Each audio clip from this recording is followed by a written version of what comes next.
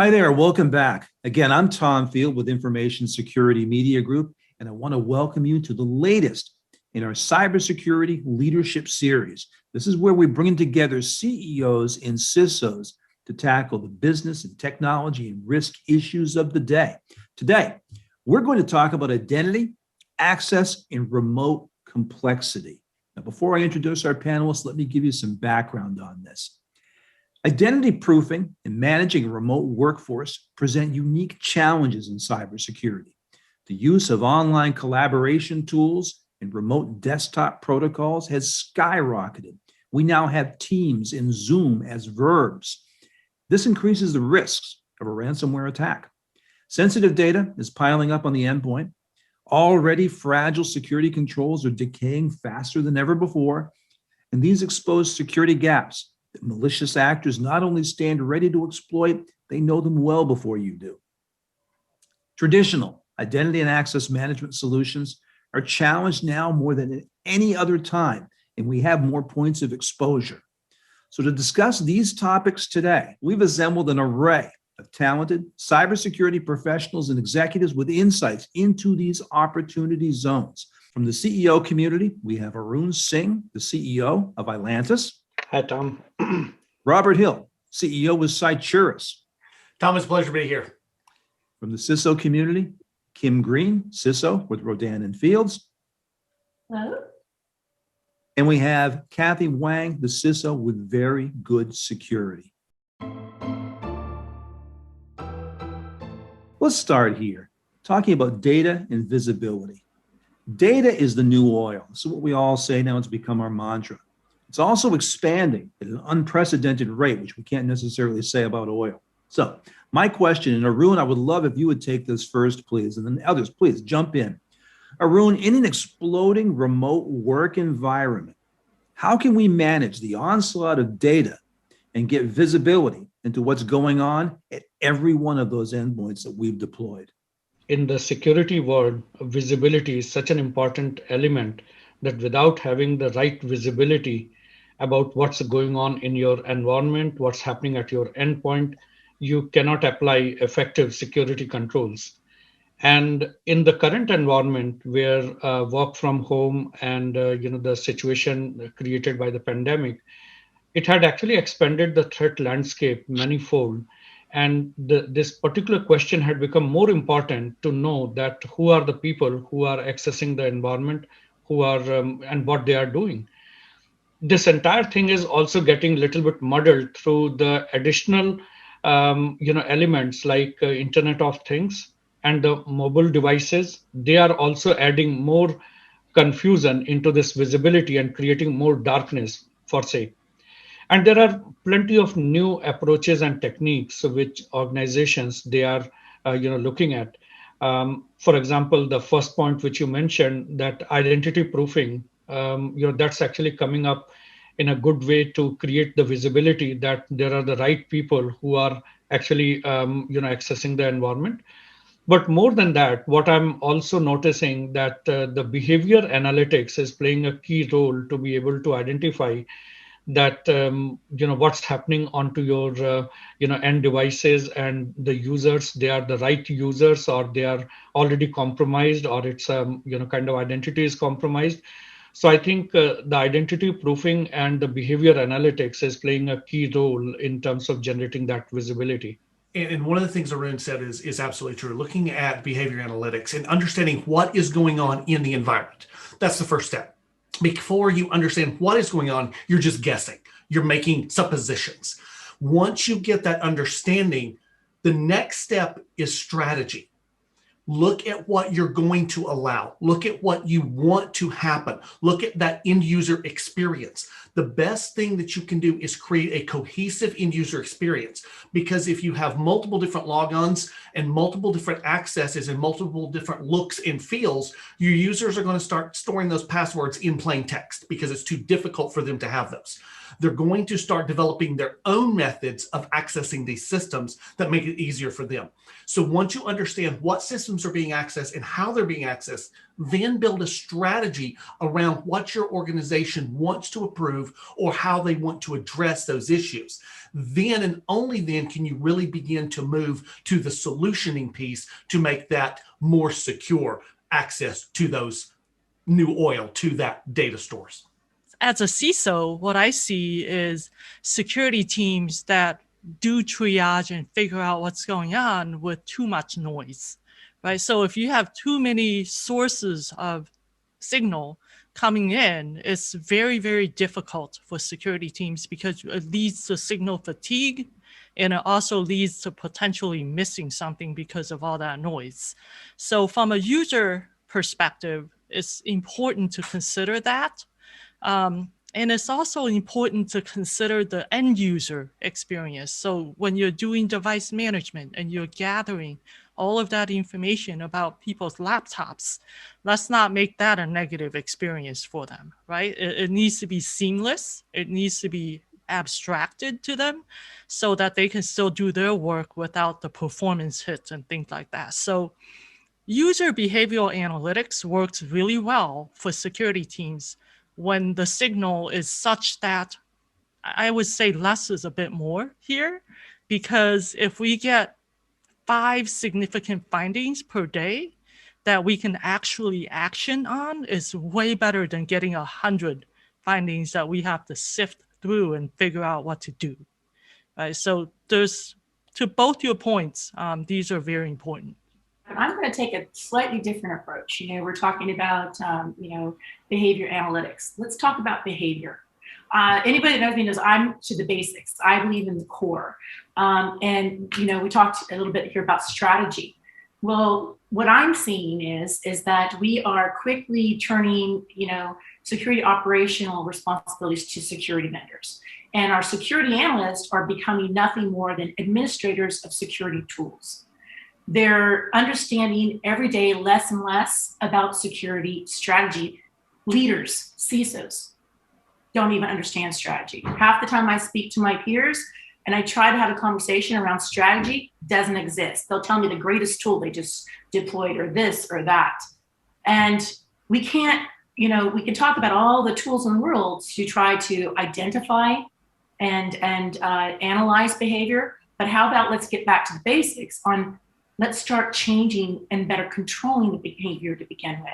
Well, let's do CBTs that are role-based. If you want your legal department to know exactly what to do, not to do, about pushing that button or whatever, make the training directly to them. Don't go with some wide, security training program that people are just going to get bored in the first few minutes and it means nothing to them. We talk about how it impacts now that people are working at home. The reality is nowadays when there is an incident, it's not just a matter how your incident response team is going to lock everything down. It's now we have to extend that to your home network and everybody attached to that home network. And, there's some kind of incident and, you're locking that down and controlling everyone's laptop that's been attached to that. I mean, there's so much more now, and it's about education. And I believe that before we start talking analytics, we need to put more emphasis into strategy and training of the user themselves. I want to pivot now and talk a little bit about assets. With a borderless environment, which we have now, it seems more important than ever to understand our inventory of assets, both on our networks and beyond. So, Robert, I wonder if you could take this question first and panel run with it. Question is, what can we do to assure that we have management control over our asset inventories wherever they may reside? Tom, you brought up one of the most difficult things that organizations are now having to pivot to. And something that Kimberly, you stated earlier in that not only are we extending to home networks, we're extending to devices on those home networks. And you try to have people set up an isolated VLAN on their home network just for use on that laptop for work. And they look at you like you have lost your mind. You want me to do what on my network? How? And then they try to call their internet provider and say, hey, I'm supposed to do this. And the provider says, we don't do that. That's up to you. So there's this difficulty in trying to secure that and secure those entities that are also connected to. We also had the problem, Tom, where we built a strategy for our own employment environments where there was either a bring your own device or not. But now that we've extended these employment environments into the home, they're bringing their own device. They are going to use that phone. They're going to use that iPad. They're going to use that laptop or that desktop that's in their comfortable seat in their home office. So now, whether you want to or not, you have extended that. So we have to understand what those devices are that are connecting, how they are connecting, the frequencies of which those are connecting, and then begin to understand, are those company assets? Are they individually owned assets? And what are the data types that are being accessed by those assets? Because many times those assets are not part of our inventory. We don't have control on those, but we need to have some sort of mobile device management enabled. Now, all of a sudden, you're talking legal. Now your lawyers have to get involved, because in order for you to install an MDM on a particular device, there has to be some identification or some signature allowing you to put that on their device. So what you've asked is a lot of questions that an organization has to sit down first and understand where their liability is, what liabilities and risks they're willing to accept, and that goes into what risk tolerance that they have, and then what are the legal ramifications of rolling out those policies, not just the enforcement of those policies once they've been created. Whenever I hear the phrase borderless, right, what do I think of? The first thing that comes to mind is a deperimeterization of a traditional network, which right now, with everybody working remote, we don't have that anymore, right? We don't have a traditional network. So zero trust, to me, that always comes to mind, because when you have all these devices out there that have to be managed, and a lot of personal devices also connecting to, especially to your cloud native data, right? Where it's all like on a public cloud infrastructure, or it's in someone else's third-party SaaS. Zero trust is about understanding the user and their role, and the type of device that they're using to connect, and also the type of data that they're looking to access, right? So you start with like a data classification policy, where you define all of the different types of data. And then you have to look at that and say, okay, if you're using your personal device that doesn't have MDM or any sort of device management on it, all you're going to be able to access in your particular role is green data or public data or something less sensitive. So the most sensitive data, for example, you would have to use a device that is managed, right? And also you would have to be in the right role. So using those types of strategies to manage the access of sensitive data is what Zero Trust is all about too. There are vendors that are coming out now with MDM Lite. And so the issues around the compliance issue, the legal issues about, accepting that software, isn't such a big deal anymore. So I highly recommend you start looking at those types of solutions if the concern is that you can't get people to install MDM software on their personal device. And I would never allow my company to do that, so I completely understand. But these MDM Lite softwares are definitely a good solution for that. With that said, and further about data classification, it's great to have a classification policy. My big thing is about retention. Most companies are horrible about retention. Even if they have a retention policy, it's usually not enforced. People who have been around an organization for an extremely long time will have years of emails, will have years of data sitting on their desktop. There are so many solutions to that. Obviously, technical controls to keep that in check and compliant with your data retention policy, but also desktop, virtual desktop. Start looking at these things. There are so many solutions out there. It probably again comes back to strategy. And recently at my company last year, one of the first things I did was, coordinate with my managers a security modernization project, which was to take everything we've ever done and flip it upside down, because traditional security doesn't work. And the other thing I will talk about is when we talk about control over, assets, most people don't even have a CMDB. And if they do, it's not well managed and it's not complete. So how many organizations that even have one fail to put in their own software libraries and what's in, in their security integrations. It's just, they're not in there. So again, and let's talk about security vendors. Recently, and I think, Tom, you've heard me say this a few times, but it's just was such a thorn in my side that I'm going to say it here. Listen, there are wonderful security vendors out there, and I sit as an advisor for several of them and love them. But I know a lot of organizations, they come in, they say, trust us, give us your business, and you don't have to worry about security. Zero trust, don't worry, we'll do zero trust for you. I mean, this is really how they sell themselves, and it has to stop. That behavior has to stop. You are a partner in this. I can tell you, like in my previous role, I was partner at Ernst & Young and served many clients, to look at their IT environment. People start this CMDB project and start putting up all their asset inventory, but seldom I found that it is current and it is at the level where it can be totally trusted on. So that brings like 2 points I'd like to add to what you all have said. Like first is that creating the right asset inventory is still a big challenge. There are multiple tools available in the market. However, still maintaining that currency of the asset inventory is continuous challenge, and that's where the focus and attention need to be there.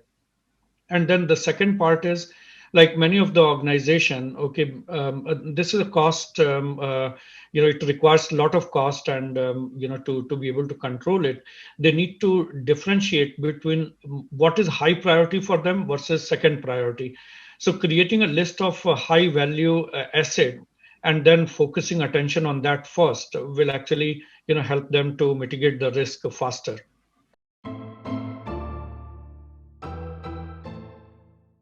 I want to turn the topic now to network snooping.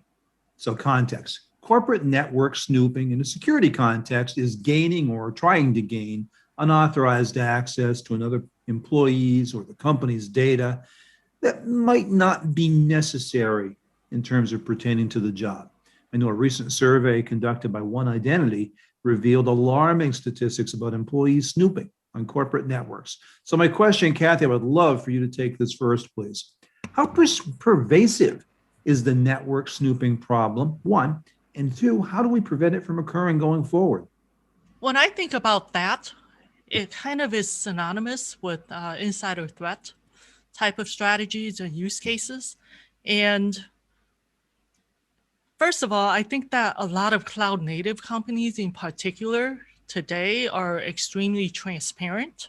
They want to be able to, for collaborative reasons, allow people to see as much as possible that work at the company. But at the same time, there's IP that there may be concerns about people accessing. So having really good control around that access and visibility around who's actually accessing that data is very, very central to this point. And some of the strategies that I'm going to talk about around this include putting things like canary tokens, right, throughout the network, looking for access to this definitely should not be accessed kind of data, and monitoring for behavior around that. Maybe using a user behavioral analytics type of capability to look for outlier behavior over time based on a normalized baseline. So this is an important strategy for companies that are considering these things. The other thing is to really lock things down so that it's not very easy for people to access it if they're not in the right role to access this data. And zero trust does come into play here because you want to make sure that you understand what all your sources of data are, who should be able to access it, and then now you can act and take action if someone's actually doing that shouldn't be. Organizations need to, also look at privileged access management as the basic, to be able to put up the stricter control over the rights and governance, and especially like for the network snooping, this definitely helps that for, all the important information, you need to actually trigger the privileged access management. And these days, there are multiple type of solutions which organizations they are looking at, not just a full-time, kind of traditional privileged access management, but also just-in-time PAM solution. What it does that the moment they, the system actually recognizes the fact that there's a sensitive data which is getting accessed, or somebody is trying to have this unauthorized access, so it triggers that just-in-time PAM credentials, and based on that it either enables or disables. So I think all the points what you said is absolutely valid. Along with that, the PAM is the bare minimum what they should have, the organization should have, to actually make their entire control framework powerful. The tools we absolutely need to have in place to reduce snooping, PAM software, absolutely important, if not the most important, along with DLP solutions, whether it's a full solution or built into the software itself. A lot of vendors are building in their own DLP software within their products. So all these things are really, really important. But you know what is missing, which again, I always like to go back to the basics, okay, is we have spent decades now trying to get people to understand the concept and the importance of security. What we have been failing all along to do is equally try to get people to understand the importance of confidentiality. We do a horrible job at that.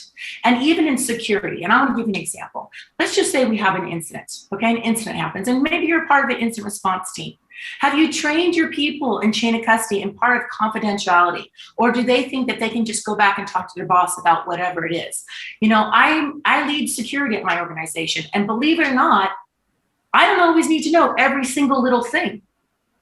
Confidentiality matters. And why? Because there will be breaches, and there's going to be many more breaches, and controlling that message actually matters, both from a perception for your reputation for your organization, but also for legal consequences down the road.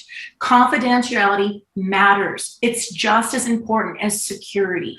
And we need to start training people and helping them to understand that, as well as implementing PAM solutions and DLP solutions that will help enforce those types of technical controls. The culture of cybersecurity, and that is instilling that culture in the workforce. And what that entails is that confidentiality. It's, if you don't have access to it, there's a reason. You don't need to go. If there's a chain of custody or a chain of command to go get access to a particular item. There's a lot of things that go into instilling a culture of cybersecurity that doesn't include tools. It includes the tool here, the mental thought process of those resources within your organization. So absolutely foundational element. Training, education, the red teaming, the phishing, training, all of that. Okay, a combination of that definitely brings home the point. But I totally agree that confidentiality training and the basic of data classification, okay, to ensure that people should be aware of that, what is the criticality and sensitivity of this data is certainly going to help. At the same time, security is also about trusting but verifying, right? So we trust, but then we want to verify. So the tooling helps to verify, the training helps to build trust. But then at the same time, we have seen a lot of data already that shows that training doesn't always work, right? So we need to think about both sides. Of course, Kathy, in this new environment, we're finding now that we want to verify before we trust. So the two elements are still in play, just used a little bit differently. And let's switch and start talking about application security for a few minutes. And of course, with the extended network mission, critical applications today are exposed to a whole new set of threats that seek vulnerabilities to exploit. So my question, and Kim, I'd love you to tackle this first. With VPN and antivirus, anti-malware solutions exhibiting security holes, how do we assure that our applications are protected from the threat actors that, again, are aware of the exploits and the opportunities before we can even dream about them? Going back to the basics. And again, I can't stress this enough. It always concerned me when I would come into a new role and I'd inherit, my team, and I would ask them, okay, let's do a threat model. And they couldn't. They didn't know how. didn't know the methodologies, had never even used the tool. Do you know this is more likely you're going to run into that problem than not? And it's not just your security team. I personally do not think my security team should be the ones doing all the threat models. It's the engineering team should be doing their threat models. Architecture should be doing their threat models. Ops should be doing their threat models. Security just comes in and looks at them, make sure that they're doing them properly. We need to get back into threat modeling. We need to understand the core of our systems. You cannot build good systems if you don't understand them. Next thing, let's talk about secure software development lifecycle. It's not just a book, okay? It actually means something. Automating a secure software development lifecycle matters. That's something we spent all last year doing. It is 100% automated now. From you find a vulnerability, it goes through our application SIM. It gets, automatically a ticket's generated in Jira, and it doesn't close until the system verifies that it actually got fixed. Having a secure software development lifecycle matters. Threat modeling matters. Start at the basics. When you have those things, you can better control the environment you're trying to protect. The business has to start accepting, actionable items, things that they are responsible for. If the business wants to come up with a new business service offering, is part of that development of that service offering a threat model? What additional risk does this new service potentially impact to the rest of the business organization, or to our infrastructure, or to our clients and customers? So there's that entire life cycle within the organization that has to start going, not just reacting to those things that are happening to us, but being proactive in holding other entities, internally or externally, accountable to that set of expectations that we've documented. In my opinion, when I look at this VPN technology, it's there since so long. And, I tend to say that, okay, probably if you look at it just provides point-to-point secure tunnel. And from the overall protection perspective, organizations already started making claim that a VPN is dead. Okay, and we require to do something because both these endpoints are so vulnerable. Okay, for hacking. So just point to point it is secure, but at the entry and exit point, okay, there are many ways by which the hackers can gain entry. So here what we are seeing that despite having the right training and processes is still okay. We require to enhance the control to the next level, and to protect the applications. Tom, to the basic point which you raised. Behavior analytics tools are also helping to some extent to be able to, for example, look at that if it's a first VPN connection, so from where it is coming, what is the amount of data which you are uploading, whether it's really in the right kind of behavior, or how many VPN connection fail happening, or the originating point from where the IP address which is being used, is this listed as the bad IP address. So putting up some of those basic tests, okay, definitely helps. And Kathy, to your earlier point, like the SDP solutions, the Zero Trust Network Access, in combination with the VPN is definitely adding a lot of value. So what I had been actually looking at and advising my clients to look at SDP and VPN in combination with each other, where you can put up those conditional controls that who the user is, whether he has got the right legitimate reason to access the corporate assets or not, and having those controls make this entire VPN technology more secure. Yeah, and I would say that, VPN to me is a means to an end, right? It's yet another access control mechanism.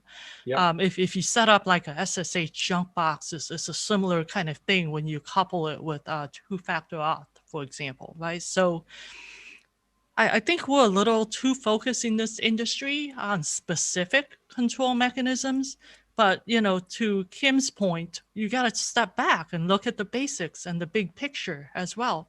And what is the big picture here with application security and SDLC and all that? Is that security is a process. One, it's not a one and done. I think too many places think, oh, I've got a SDLC process now, I'm done. No, you're not done, right? You're just starting. You've still got to be able to, over time, show how this process really raises the bar on security in your organization. And to do that, you need to have both proactive and reactive measures, because as we know, security is also like an onion where there's layers and layers that you want to use to cover gaps, and there's no silver bullet. So what are you doing in your SDLC to ensure that your CI/CD pipeline is secure, that the tooling in there is controlled correctly and accessed correctly? And what are you also doing to ensure the end-to-end securing of that CI/CD pipeline, all the way from the developer and their device to the repo that the code is getting committed into? Is it possible to circumvent or bypass any of the controls along the way? This is all threat modeling that needs to be considered, and SDLC needs to incorporate these steps. However, another problem that we have with SDLC is that a lot of the processes are kind of being pounded into a round hole for a square peg today because of all the evolving new technologies that we have for CI/CD, for commits, for code repos, all that. So that all needs to be adapted to today's environment. Yes, it's all part of a data governance strategy, and that is often missing from an organization. Absolutely. And I look at from my own perspective as companies, we're starting to use technologies like serverless technologies more and more. There should be a strategy around that. There should be guidelines around that. It shouldn't just be, oh, this is cool, we can start using serverless. It doesn't work like that. It's a completely different paradigm shift in security, where in before we could kind of wrap some bad code around some network security and it might be okay. You can't do that once you start moving towards serverless. You actually have to have secure code.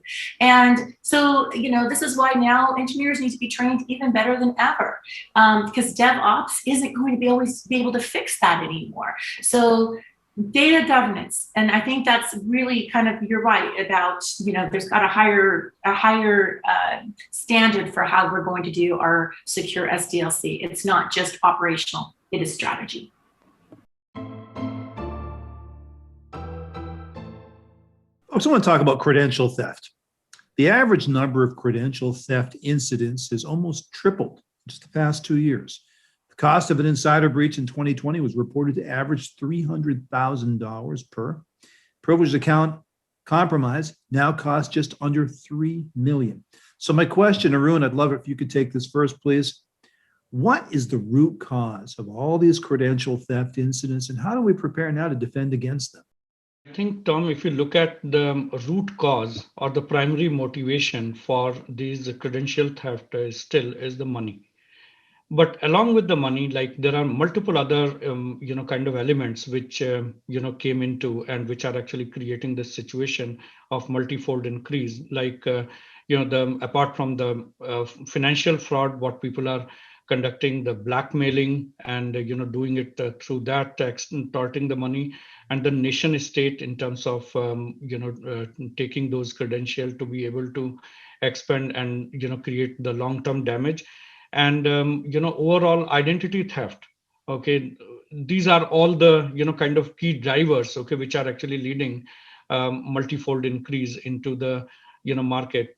More and more people are relying on the internet, and they are doing the commerce on the internet. They are doing the business on the internet. Okay, it is in the recent past. Okay, it had also created a very good market for all the adversaries to be able to tap into this and then do the theft, and based on that make money, sitting into those countries where the privacy laws or the cybersecurity laws are very weak, and then do the full exploitation from there. I think that we're all experienced to know that if you're being targeted by a particular attacker or actor, chances are they'll probably be able to do something. However, what is the holy grail of security, right? The holy grail is about making things difficult for the attacker, maybe more difficult than it's worth their time to do. So from that perspective, with the cred theft that we're seeing, Zero Trust helps a lot, because what you're doing is ensuring that if they do steal the credentials, it's low value, right? Let's say I steal the credentials. Well, my laptop isn't the right device. So type that in, not going to work. I can't access the data. So it's about making it difficult and making it low value. And until we do that, we're not going to start seeing those numbers go down. You know, Kathy, you bring up a point that is a quandary that we have in this industry. And that is, we want to make it difficult for exploitation, but we want to make it relatively user experience friendly, if you will, for our users or our customers that utilize these services. And so you've got this balancing point. How do we make it difficult for those that we don't want to give access, but how do we make a user experience for those that need that access? And I think in the past, we have shifted to make things so difficult. Our users have circumvented those. And as I mentioned earlier, they've used text files on their local desktop to store all their passwords, because we now have them having 8 different passwords to access systems. And so I think if we can make sure that our user experience is fairly, I'm not going to say simple, but user friendly to our user, and then use that zero trust to make sure that they're accessing what they should be accessing, and they have rights to only those items that they are privileged to access. And then you layer on top of that, and I don't like talking tools, but I'm going to go that direction. We layer on top of that a tool that looks for those anomalies. You talked about normalized data. If we have users using certain credentials, and we use tools that there's tools available that detect how they enter their password, the cadence with which it's entered. And so a same person can use the same password and it doesn't let them in. We talk about multi-factor authentication. We talk about multi-factor. We talk about all these different tools that we could put into place. We talked about originating IP addresses. We talked about originating devices and MAC addresses, but you can spoof those. And so if we take into consideration making something that's user-friendly, difficult for those that are looking to exploit, and then able to monitor and look for those abnormalities, we can begin to detect and actually have actionable intel of which we can then respond. The question is how do we prevent it? We can't. We can deter it, because ultimately, if somebody wants something bad enough, they will get it. And it's putting these threat models and these layers of defense, and that will never change. That will always, in my mind, the foreseeable future, be the best approach to securing your data. But the tooling and the behavior around it, that's what will always evolve and change.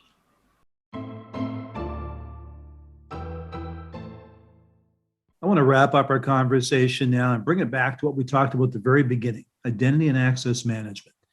And we all understand IAM is a critical part of our enterprise security plan. And yet in the past year, we have added degrees of difficulty that are historic. And a lot of organizations today don't have identity and access management solutions that are sufficient to solve their challenges. So closing comment from each of you. Robert, get us started. What are some of the emerging identity and access management solutions that you think might stand up to the task of filling our gaps and tackling these challenges? You know, there's a lot of available options on the market. There's some, as Kimberly said, some new types of that are coming out. But I think before you select a tool, and it's hard to pin me down to be non-agnostic when it comes to tools, but I think you need to, as Kim said earlier, understand what you're trying to protect, what's important, and what meets those requirements. Are you trying to protect data? Are you trying to protect assets? Are you trying to protect the logging in or access to those? From whom, from where, and from what? So as long as you're able to pick a tool that meets the criteria that you've established, there's a lot of things out there that'll do it. You've got tools like Okta, which are able to bring in a lot of things within a single point, where they're able to create that single user experience that is difficult for an exploiter, but is good for that user. You've got tools like SailPoint that really help go to your legacy devices, because a lot of companies still running legacy. So they're able to bring those legacy devices forward into today's identity access management. You have tools that AWS has now brought in. You have Azure AD, where you're beginning to confederate using SAML to things that you never would have thought, from your accounting tools all the way down. So understand what you as an organization are trying to protect, Make it so that your users have a good experience getting to those tools to do their job, and make it difficult for those that want to exploit it so that they're going to find an easier target. If you look at past 20 years, okay, there have been hundreds of technologies which came into the market. And being the CEO of an identity and access management company, like our core focus is IAM, okay, we had been observing this space very, very closely. And what we are noticing that the future of identity is converged IAM, because some place, okay, organizations are also starting to feel the kind of fatigue that they need to buy multiple different tools, like one tool for just access management. For example, like Okta is primarily into the access management domain, and then you need to buy another tool for IGA, okay, what typically SailPoint does. Then you need to buy something for privileged access management, and then something for multi-factor authentication, zero-factor authentication, like passwordless authentication, which is coming up, role engineering, and you keep adding. Okay, so authorization services. So where we are stopping it, and for the end consumer, okay, it is becoming unnecessarily overly complex. So as some of the leading analysts, they are predicting that in next 24 months, okay, there's a new space which is going to catch up in a big way. It is converged IAM, where the products which are going to bring all these capabilities together on a single platform, which can be delivered through the SaaS model or on-prem, can actually is going to be more popular. Like Gartner predicts more than 45% of the new deployment will be around converged IAM. So that's what we are observing, that okay, it's the future, and how we can solve the problem in a highly simplistic manner for the customer. I agree with you. That's probably the future. And I would say that shouldn't be the future. Where do I start? Okay. First of all, just because you're in Gartner's upper right magic quadrant corner doesn't mean you're a good product. And this is how bad it's gotten. I literally have vendors say, oh, well, we're in the magic quadrant, but only if you believe in that stuff. It's almost like they're giving themselves a backhanded compliment. It's like, we want you to know that, but maybe you're one of those CISOs that doesn't believe in that, right? It's like, I'm going to use Pan as a, I'm going to pick on Pan, okay? Great company, going out there and acquiring everybody because of the fact that they want to be your platform for everything. When I went to go look at a new MDR solution, they were one of the companies I looked at. And I looked deep into it because we also use them for other things. And what I learned is that through all the acquisitions, their integrations are horrible. And this is what happens, is most of these companies that want to build these platforms aren't building this stuff from scratch. They're going out and they're buying all these companies, and they're doing a horrible job with integration into their existing platform. Yep. And so any company out there that wants to be the all to all and be that platform, I ask you, please put your emphasis into integration, okay? Because it actually matters. And this is one of the reasons why I think so many security companies do poorly when you look at these big companies like SolarWinds and stuff that had all these issues, because a lot of times these technologies were acquired and they didn't do a good job integrating it. And they want to hurry up and get it to market and say, hey, we're doing this, we're doing that. So is it the future? Probably yes. But let's be very careful, because when we start having one company that services everything, you know what contingency planning becomes? Oh, well, that's not my problem, because if that goes down, so does it for everybody else. Literally, that's what it becomes. So let's not get to that point. It's wrong. It's lazy behavior. I will say that it's difficult sometimes for vendors to do good integrations because the different platforms that provide the APIs don't all do it the same way, right? So what I've seen happen is, for example, for IAM for AWS, it's the most granular thing I have ever seen in my life, right? So super, super detailed, super granular. What do you need to do to get someone basic, baseline entitlement access? Right? There's all these controls. Then when you look at the other public clouds like Azure and GCP, their APIs all look different.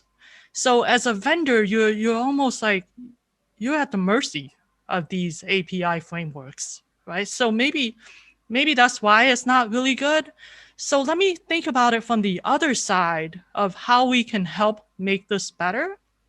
And the way that this has been done before that has worked well is standards. Right? So like, is there a standards body that helps to develop these types of API frameworks so that all of the vendors can pull from the same standard?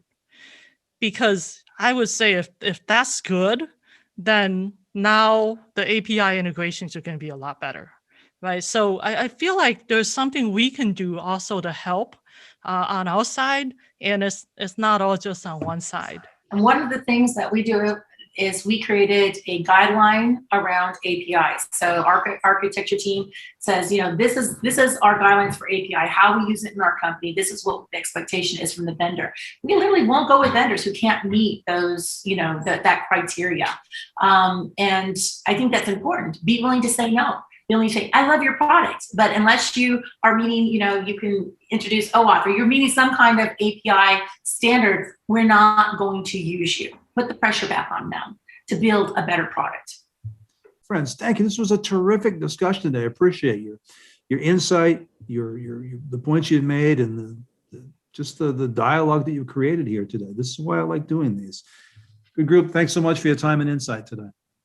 Again, cybersecurity leadership. This is where you bring together the CEO and the CISO community to talk about the issues that really matter. And we've had some opinions today that really matter. I look forward to seeing you all again in our next discussion. Remember, if you've got suggestions for topics, for speakers you'd like to see join the panel, send them along. Always look forward to your ideas. Until next time, for Information Security Media Group, I'm Tom Field. Thank you so much for investing your time and interest with us today.